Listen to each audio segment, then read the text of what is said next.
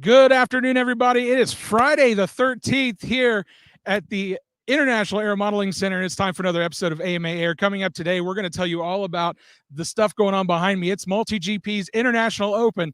So stick around. We got a lot to tell you about coming up.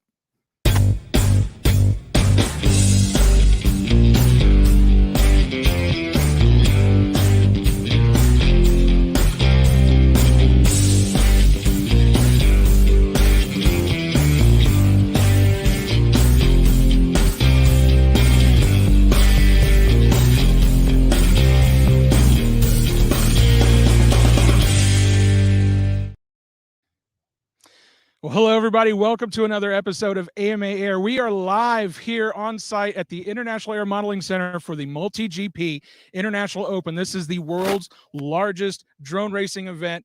I've got a very special guest with me here right now to talk a little bit about it. It's Chris Thomas. Chris, you are the founder, the CEO. What is your official title now with MultiGP? I don't know if I have an official title. I'm basically just the guy who ultimately has to make sure that this event happens. Right. Yeah. So right now we are on team racing day here at the International Open. It starts on Wednesday. Wednesday is pretty much just come out, fly. Let's get everything set up. Let's get tuned in. Thursday consists of a lot of mini games that we do out here. An over 40 race, an over 50 race. We do a race where there's two pilots controlling one drone. So one controls the left stick, the other controls the right stick. But today's team racing. It's all about team racing. So why don't you tell folks a little bit about team racing? Because a lot of people, I'm sure, fairly familiar with our standard drone racing, but team racing has a little bit of a different twist to it.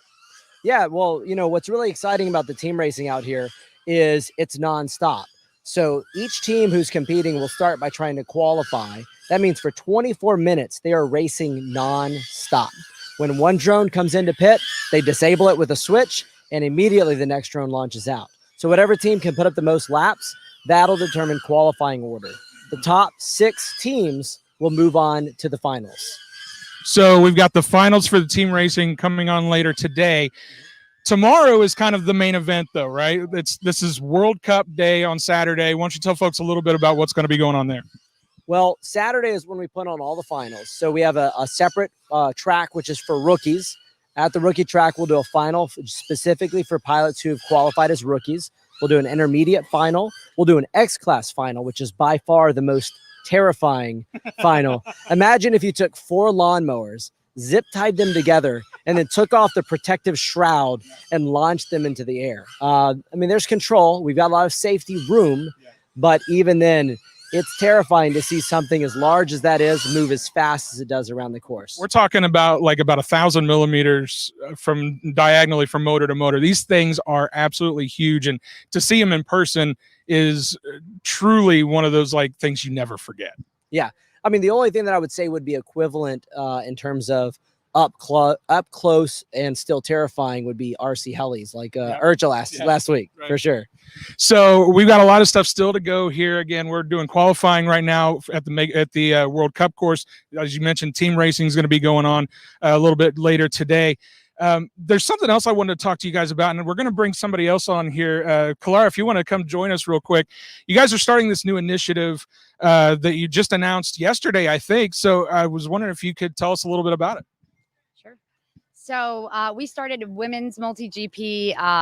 We launched it yesterday, and the whole mission behind it is to have more women fly FPV and get into the hobby, and a lot of young girls to just embrace that and have more women come in, because I see a lot of drone racers it's a male-dominated sport, and so I see there's been girls that have been slowly coming in and having interest, and I would love to embrace that. And me and one of my friends, Diane Bower, she's the owner of Drone Zone. She and I decided, hey, it's a great idea to come up with Women's MultiGP just to embrace more females coming into the sport, because at the end of the day, it's all about growing the sport, whether you're male or female, young or old. So Women's MultiGP is just that. Yeah, it really is a great way, because I know, over the last few years we have seen an influx of more and more women trying to come in and perform at these top levels, and they're doing a great job at it. So I love seeing this kind of next foray into trying to bring more women into this. Is going to be a great thing for you guys. Well, it's exciting for me. I've got a 9-year-old daughter. I've got a 6-year-old daughter. I would love to see them out here, pull out their quad out of their pink backpack with a little unicorn dangly thing on it and have sparkles and glitter and just absolutely destroy the boys out here on this course. I mean, that would be really, really exciting to see. And in the hobby in general, I mean, modeling has been a pretty strongly male dominated thing. And it's nice to see some diversity there. So if folks want to learn more about women MultiGP, where do they need to go? www.multigp.com. There you go. And of course, if you want to learn more about the International Open event itself, MultiGP.io is the place to go. There's also some live streaming going on all weekend. Where can people go to watch that? Well, you can find a link on our website, on the multigp.com website, or if you're a user of Lifetime, you can find it on the livefpv.com site, which is a streaming service for events through the timing that we use. As far as the schedule, Friday night at 6 p.m. Eastern is going to be the team finals. That's the 90-minute race. And then the biggest individual event we have is the World Cup, which is Saturday starting at 6 p.m. Well, guys, that's the places you need to go, and be sure to keep up with our social media accounts. We're posting videos and photos all throughout the weekend, so be sure you're keeping up to date with that. Guys, thank you so much for joining us today on AMA. I really appreciate hearing from you, and I know you guys are going to be having a lot of fun keeping up with all the stuff going on out here at MultiGP. But there's something else going on tomorrow that we should talk about, which is National Model Aviation Day. That is actually tomorrow. It is our national celebration for model aviation. If you want to find a National Model Aviation event in your area, all you got to do is go to modelaviationday.com to check that out. Something else we do want to mention as well is that it is time to announce our Club of the Month for the month of August. Now, we had a crash. Sorry about that. So what we want to do is to point you to our website to learn more about the Barron's Model Club out in Deer Park, Washington. We've got a whole write-up about them over at modelaircraft.org/clubs to go check those guys out. That's the place you need to go. But now we're going to switch gears a little bit again and bring in another guest. So this is Jay Smith. You guys know Jay very well. He is our executive editor for Model Aviation Magazine and Park Pilot Magazine. Hello, Jay. Thank you for joining me. Hi, Matt. Thanks for having me on the show every month. Absolutely. So it's time to talk a little bit about the next issue of Model Aviation. It is the issue you see right in front of you, the September issue of Model Aviation. We just got our copies in here at the office. Tell us a little bit about what we can expect to hear, or expect to read rather, in Model Aviation this month. So we've got the Cirrus on the cover. This was an airplane that was built by Tom Brett. It was a NATS competition aircraft. And we have an article about how it was restored and brought back to flying condition. It did appear at Toledo about maybe 2 or 3 years ago, and it was on display, and it recently flew for the first time. So we have an article about that. And one of Tom Brett's aircraft is in our museum here because he built several competition aircraft. So that's what you're seeing on the cover. Another thing that's really exciting about this is we have another fighter face-off. So Paul Coleman and Derek Micco are picking opposing aircraft again from World War II.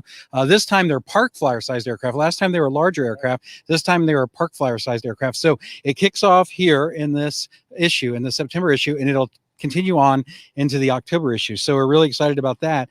And I know usually the digital edition is not available till the 15th, but since that falls on a weekend, right now you can access the digital edition right now.